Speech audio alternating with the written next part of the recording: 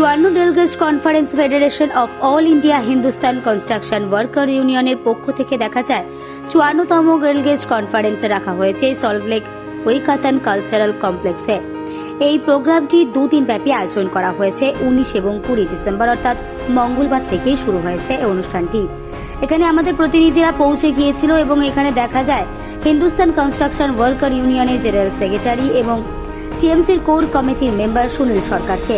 তিনি বিভিন্ন জায়গা থেকে যত ডেলগেস্ট এসেছিলেন তাদের সকলকে সম্মানিত করা হয়।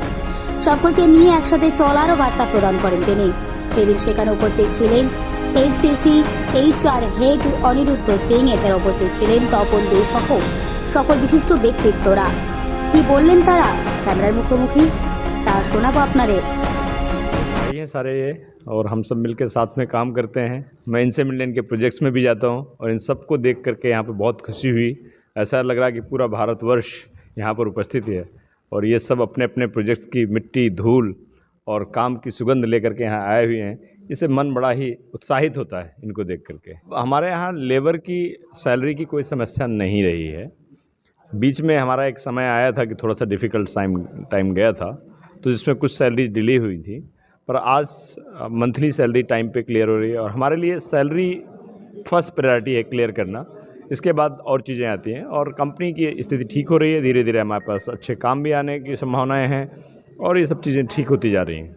सुनील सरकार फेडरेशन के लिए काम तो करते ही हैं, पर उससे ज़्यादा वो काम कंपनी के लिए करते हैं और वो अपनी कंपनी को बिल्कुल जैसी अपनी घर की कंपनी होती है, अपना पूरी ओनरशिप के साथ, ईमानदारी के साथ काम करते हैं। मैंने ये देखा, यदि इस तरीके का रोल सारे यूनियन के प्रेसिडेंट्स, जनरल सेक्रेटरी का होने लगे तो ये देश बहुत जल्दी प्रगति करेगा और सारे प्रोजेक्ट्स या सारे प्रोडक्शन हाउसेस, फैक्ट्रीज बहुत ही अच्छे वातावरण में चलेंगी और वर्कर का भी मन बढ़ता है जब वो देखता है कि जो लीडर है वो कंपनी के लिए कमिटेड है, तो उससे दूसरे लोग भी कंपनी के प्रति कमिटमेंट बढ़ता है।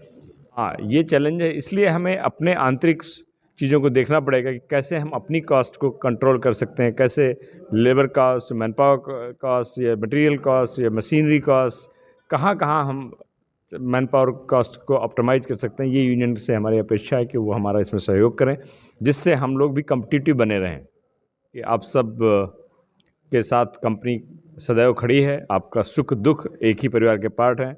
आप कंपनी में मन लगा के तन मन से काम करिए। धन की जहाँ तक व्यवस्था के सवाल कंपनी करेगी। सबसे पहला मैं HSC का चेयरमैन साहब को, अजीत साहब को धन्यवाद दूंगा। साथ में ओनर साहब जो आया है, group head HR and president and साथ में मैनेजमेंट जो पर्सनल में से लेके अपना यूनियन लीडर, NTC यूनियन का वाइस प्रेसिडेंट तपन से लेके सारे लीडर को मैं धन्यवाद दूंगा जो मन से में आया। काफ़ी ने साहब ने फेडरेशन को मदद किया गया, तो हम मीडिया का सामने बोलने से पर मेरे को अच्छा कंपनी का जो ऑनर है।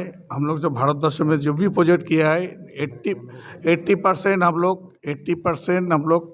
प्रोजेक्ट जो हम लोग किया नेशनल प्रोजेक्ट, जो माननीय मुख्यमंत्री को मैंने बोला था, ममता दी को, आप काफ़ी कॉपरेट किया रजिस्ट्रेटिव बोर्ड में।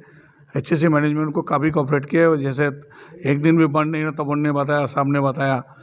बट यूनियन चलाने का लिए बहुत ही तरीका होता है। जो हम लोग एक वर्कर को मिनिमम मैंने बताया, एक हेल्पर को हम लोग 25-20 हज़ार भी पेमेंट देता है, 22 हज़ार भी पेमेंट देता है। हर स्टेट के तरफ 20 से लेके 40 हज़ार भी पेमेंट देता है। एक नॉर्मल जो पियून का तपन साहब ने बोला गवर्नमेंट में हम लोग इतना देता है, हम लोग एक पियून को 20 हज़ार भी तनख्वाह देता है। बट इस तरीके से HSC जो बेनिफिट देता है दूसरे कंपनी में नहीं देता। मैं यूनियन का लीडर का वजह से बहुत से वर्कर बोलते मैनेजमेंट का दालाली करते, बट मैनेजमेंट रहे, कंपनी रहेगा तो हम लोग है। मेरा यही कहना है कि ममता दी को बार बार इस चीज़, ममता दी को जो नेचर जो है वही चीज़ हम लोग बोल रहा है। दीदी ने बोला कंपनी गवर्नमेंट रहेगा तो हम लोग है, बट अगर कंपनी नहीं है तो हम लोग किधर है। और ट्रेन में जो लास्ट टाइम ममता दी बहुत काफ़ी टाइम बात किया, दिल्ली में अभिषेक बनर्जी बात किया। ये प्रोग्राम में अभिषेक बनर्जी आने का था, बट वो दिल्ली में अर्जेंट चला गया। जाने का हुआ ने लास्ट टाइम अपना CMD साहब आया था, 4-5 मिनिस्टर से बात किया, ममता दी से बात किया है। होपफुली दी स्टेट गवर्नमेंट ने काम देने के लिए देगा आगामी दिन जो साहब ने बताया।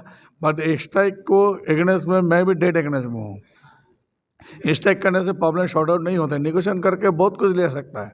और हर ट्रेड यूनियन का जैसे तपन ने बताया, तो अपन ने अब ट्रेड यूनियन का एस्टेट देखता है, चाय बागान, सारे चाय बागान फैक्ट्री, बहुत सारा फैक्ट्री देखता है।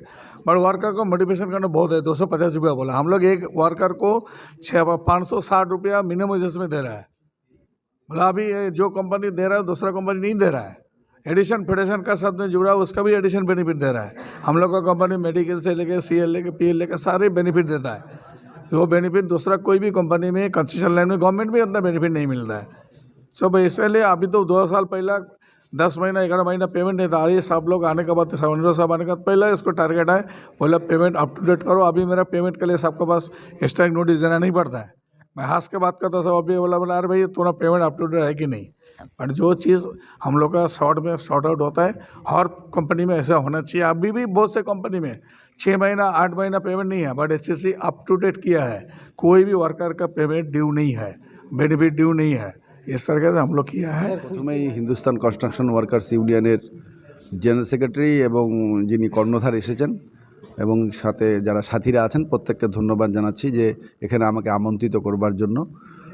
পাশাপাশি আপনি যেটা বলছেন যে বন্ধ কোনো কলকারখানা বা কোনো কনস্ট্রাকশনের কাজ বা কোনো কোম্পানিকে ওয়ার্কার ইউনিয়নের কাজ হচ্ছে সেটা বন্ধ করা না, সেটাকে আরও প্রোগ্রেসিভ ভিত্তিতে এগিয়ে নিয়ে যাওয়া, যাতে আগামী দিনে কোম্পানি লাভবান হয় এবং কর্মচারীদের সুস্বাস্থ্য বজায় থাকে।